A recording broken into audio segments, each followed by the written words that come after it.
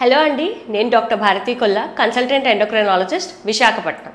Diabetes ఉన్న పేషెంట్స్లో 10 to 20%లో యాంపుటేషన్స్ అయ్యే అవకాశం ఉంటుంది. దాన్ని కొన్ని చిట్కాలు పాటించి అవాయిడ్ చేయొచ్చు.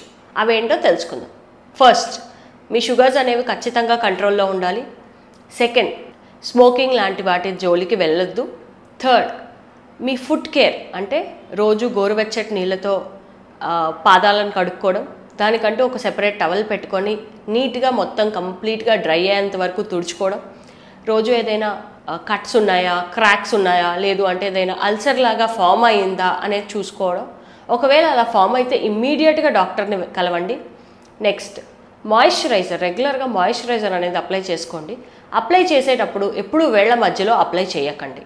Last but not the least, రోజు ఎప్పుడు ఇంట్లోనూ బయటను చెప్పులు వేసుకొనే నడవాలి.